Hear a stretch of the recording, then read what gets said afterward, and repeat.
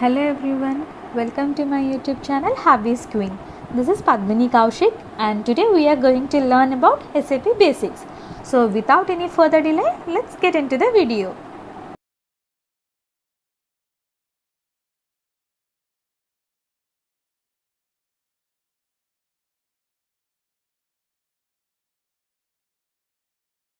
What is the acronym for SAP? SAP means Systems, Applications and Products in Data Processing. SAP is a German multinational software corporation that provides ERP, which is known as Enterprise Resource Planning Software, to manage business operations and customer relations. It is the world's leading provider of business management software. SAP is established in the year 1972. Headquarters is located Waldorf in Germany. Around 82,000 customers run SAP in 120 countries. The SAP ERP system integrates all the data and processes of an organization into a unified system. The SAP ERP consists of several modules which includes financial accounting FI, controlling CO, sales and distributions SD, SAP Customer Relationship Management, which is known as SAP CRM, Material Management MM, Production Planning PP, Quality Management QM, Project System PS, Plant Maintenance PM, Human Resource HR and Warehouse Management. All these are the several modules that ERP is providing in SAP. Now let's see what all SAP is offering based on the company size. The first one is SAP Business One, second one is SAP Business by Design, third one SAP Business All-in-One, fourth one SAP Business Suite. SAP Business One is used in an organization which is having less than 100 employees and less than 30 users, and the basic functions are pre-configured in this.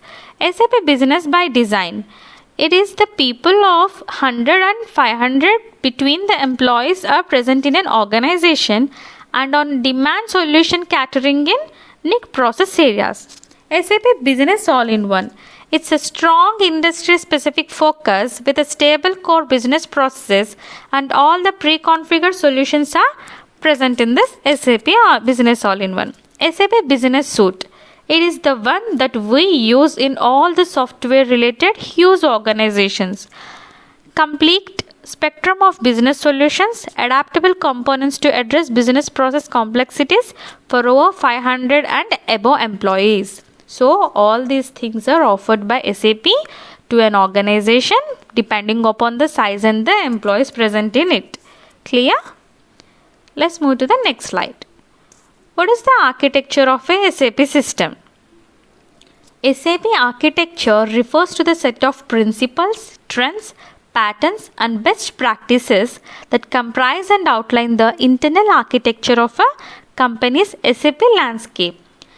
For each and every organization and for each and every project, the architecture will be a bit different. It will be the same, but we design the architecture of an SAP system based upon the company and project or business requirement, principles, trends, patterns and the best practices that we would like to follow in order to achieve the goals and success of the organization.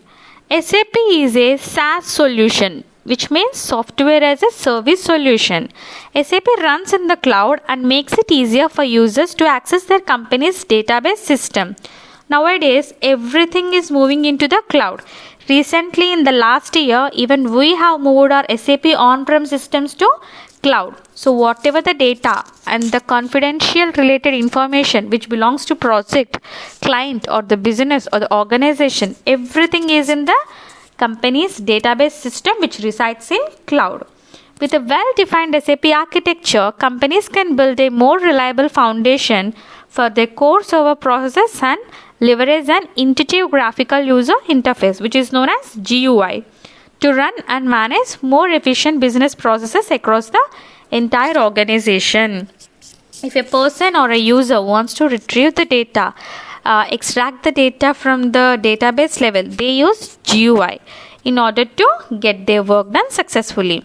SAP architecture consists of 3 separate layers that operate on their own.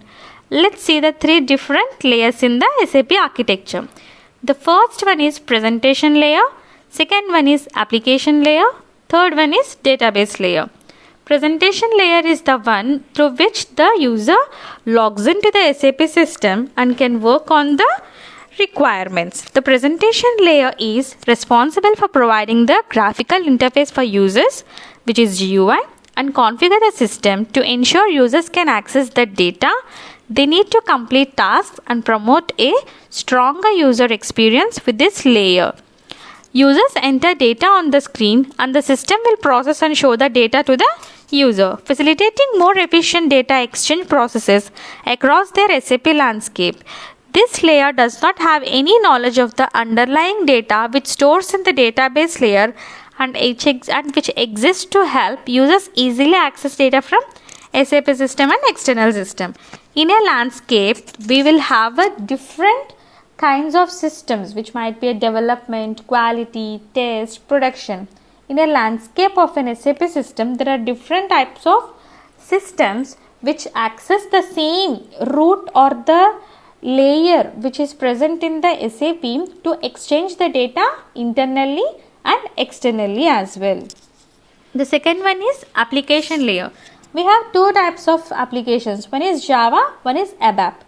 We access the Java systems through web browser and we access the ABAP systems through GUI. For some of the landscapes in a system, we have a dual stack. That means for each system, we have a Java as well as ABAP systems.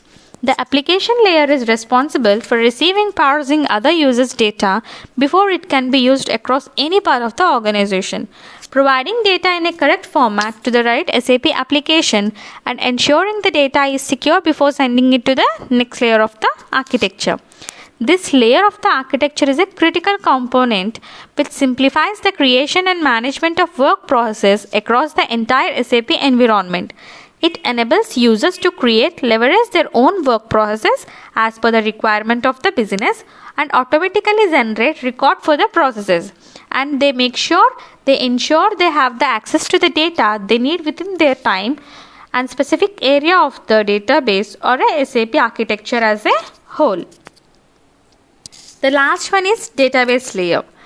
Whatever the data that we are trying to store or which is present in the database layer, it will be in a table format. We already read during our computer science subject in our graduation that all the data in the database resides in a table format. The database layer is responsible for managing and storing all the data across a company's SAP environment, making it easier for users to keep business rules, processes and data in the same place for improved process efficiency across the teams. This layer will exist between the application layer and the presentation layer. With this layer, users are able to build a more solid foundation of their data management process and facilitate more efficient data storage and process functions across the SAP landscape. So, this is how the layers of the SAP architecture be. Now let's see the core components of SAP NetWeaver architecture. AS Java, which means Application Server Java, provides a Java compliant environment that allows users to develop, deploy and run Java programs more efficiently across the teams. And the Java runtime environment is designed and optimized to run business critical applications, which includes the simplification of server process infrastructure and central cache and session management. The AS Java architecture is comprised of Java Cluster Architecture, JVM, which is Java Virtual Machine, AS Java System Architecture with Zero Administration. The second one is AS ABAP. The application server ABAP provides the technology configurations and infrastructures needed to run ABAP applications. It includes the message server that represents the application layer of SAP's multi-tier architecture, makes it easier to execute ABAP applications and communicate with other components across the landscape. AS ABAP is made up of few core components that are work process, gateway, dispatcher, shared memory. Work process. What are work processes? By using the work process itself, we do our job in the SAP system through background processing jobs. And if you want to log into the SAP system, you would require a dialog work process. In the same way, if you would like to update anything in the SAP database level, you need an update work process. If you are trying to print out something from the SAP system, you require a spool work process. So, in this way, we have different types of work processes which use it for different purposes. Gateway. Gateway is used to provide the communication between our SAP system and another external servers. So, by using through gateway, we can connect to an SAP application system and can collect the data whichever is required for business process. Dispatcher. What does this dispatcher do is, whenever the dispatcher gets a request from the message server, like if someone is trying to execute something in the system or trying to extract some data in the system, they will dispatcher will help and assign a suitable or particular work process to a user to do their particular task. And the last one is shared memory. So, in a particular SAP system, we have instances for each application server. By using that, we will share the memory, like whatever the memory that we are trying or using in the particular system, that memory is shared between all the instances of an SAP system. Let's get into the next slide. How does SAP process works? This is the SAP logon pad. If you want to add any of the systems, you need to click a new item here and give the respective information here. If you are trying to connect to a system which consists of only one application server, then you choose custom application server. If you are trying to add a system which is having more than one application server, in this drop down you will select a group or server selection. Here you will give the description as the landscape, which is ECC. If you are using a SCM, BW, HCM, based on a landscape that you are using, you will give it here. And the application server name and system number, system ID. System ID is used to identify a system. And if you click on OK here, then you will be successfully added the ECC or the particular system that you would like to access. Now here, once after you have added the system, if you double click on that, you will get this pop-up where you can give your authorization, like you can give your user ID, password and the client that you are trying to log in, and you can authenticate yourself. And if you want to change the password, you need to click on the new password, and the language here you can put as EN, which is known as English. So whatever the work you would like to do, you need to enter into the system by authenticating yourself, and you need to work on here. Now this screen is known as the SAP logon pad. Here you can easily give the transactions and you can execute the transactions whichever related to your particular work. In SAP, each and every step or each and everything through the application level, you do it only by the transactions itself. Until unless you are not clear or sure about the transactions, you cannot work. Transactions plays the most important role for an SAP application user to access the related data which is required with respect to the task that he or she is doing.